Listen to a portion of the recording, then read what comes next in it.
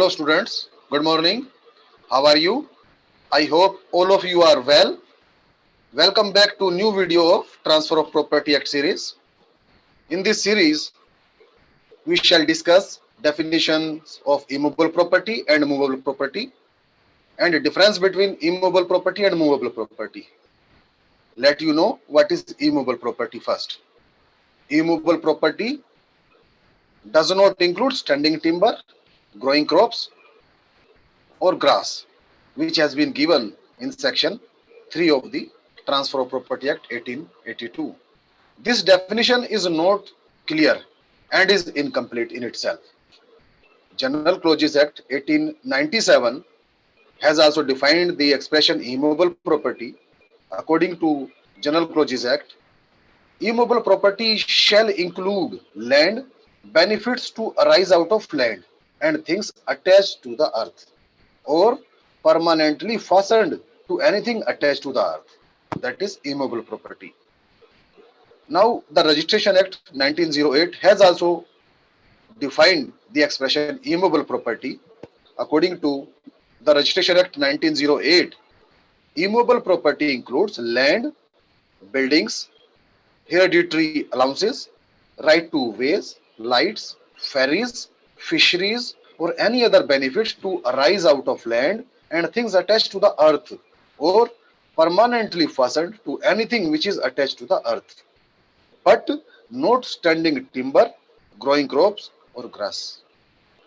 Means the definition of immovable property has been mentioned in different documents of legal status, like General Clauses Act, Registration Act, and the Transfer of Property Act.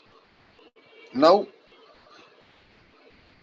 I want to convey to you that immovable property includes land, benefits arise of land, and things attached to the earth, things embedded in the earth, things attached to what is so embedded in the earth, except some exceptions are also there: standing timber, growing crops, or growing grass.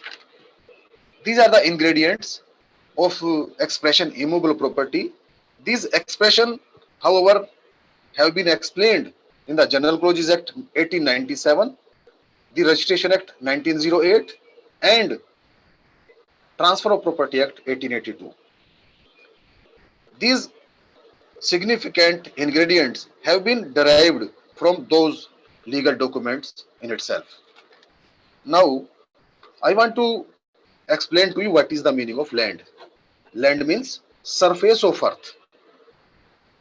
It includes everything upon the surface of the land, under the surface of the land, and also above the surface of land, anything upon the land, so long as it is not removed from there, shall be part of the land. Land includes, now what are the, separately I want to explain, what are the ingredients of the land. The ingredients or essentials of land are: a determinate portion of land should be there. Possibly, the column of space above the surface may be there. The ground beneath the surface is also included in the definition of land. All objects which are on or under the surface in its natural stage. In its natural stage. The word or expression natural stage has been used.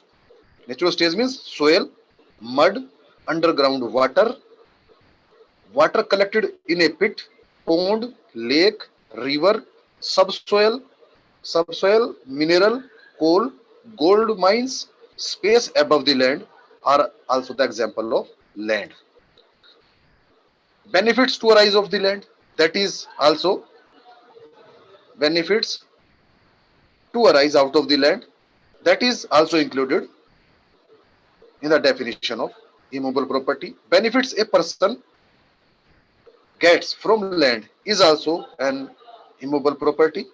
It is intangible immovable property, a right by the exercise of which a person gets certain benefits is called beneficial interest of that person. Expression beneficial interest has been explained while discussing the definition of Immovable property. What is beneficial interest? Beneficial interest means a right by which a right by which a person gets certain benefits. That is called beneficial interest of that person. It is any profit or gain from land. For example, that is right of way, right to use, lease, tenancy, right of fishery, right of ferry, hereditary office, fruit, let, etc. Things attached to earth. Now I shall discuss with you what is the definition of attached to earth. Things embedded in earth. Things attached to what is embedded in the earth. Things rooted in the earth. Embedded means a thing whose foundation is laid well below the normal surface of the earth, or fixed firmly in a surrounding mass, that is embedded. It is necessary to make clear the definition of embedded.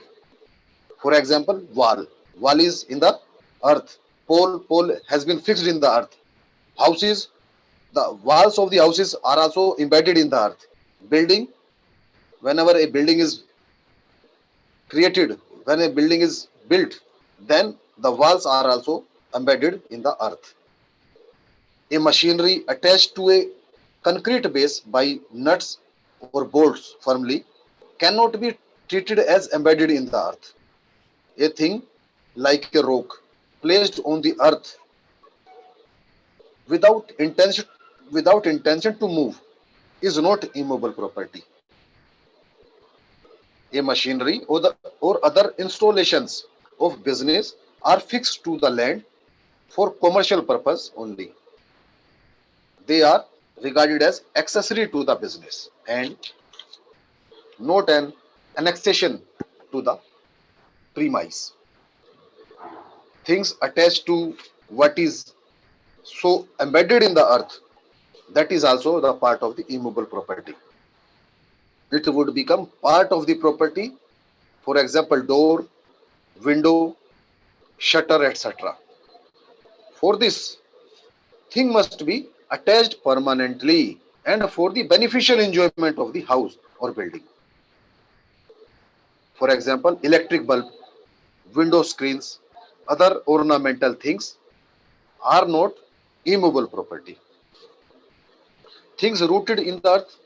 Now we shall discuss what is the meaning of things rooted in the earth. Meaning and examples of things rooted in the earth. Trees, plants, shrubs. Shrubs which grow on land are rooted in the earth. Standing timber, growing crops, and growing grass. There are also things rooted in the earth. Timber means, now we shall discuss timber. What is the meaning of timber? Standing timber.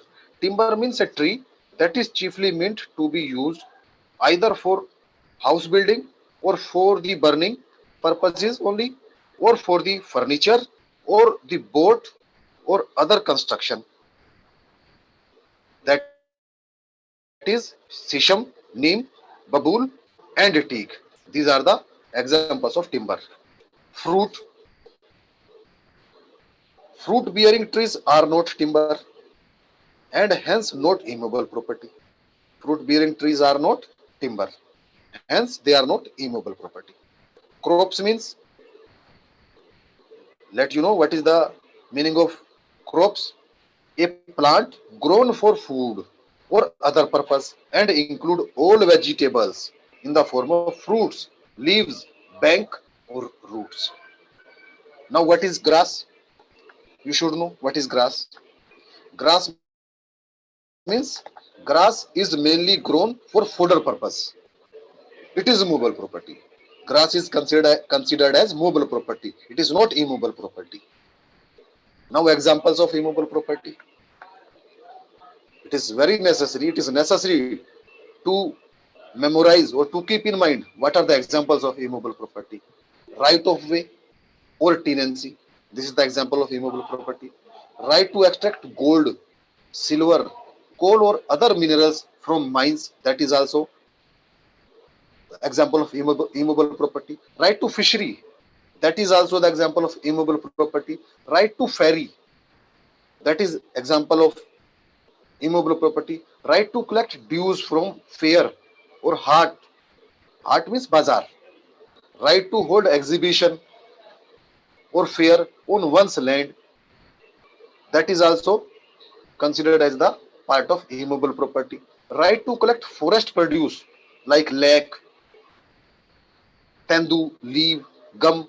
These are also, this right is considered as immobile property. Mortgage debt, that is also immobile property. Office of the hereditary priest of a temple and its emoluments. Those are also considered as immobile property. Now, what is movable property? What is movable property? Proper, pro, property which is not immovable is known as movable property.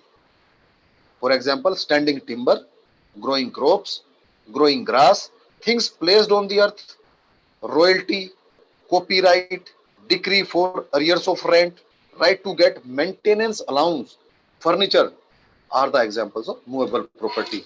Now, what is the difference between movable property and immovable property? It is necessary to understand.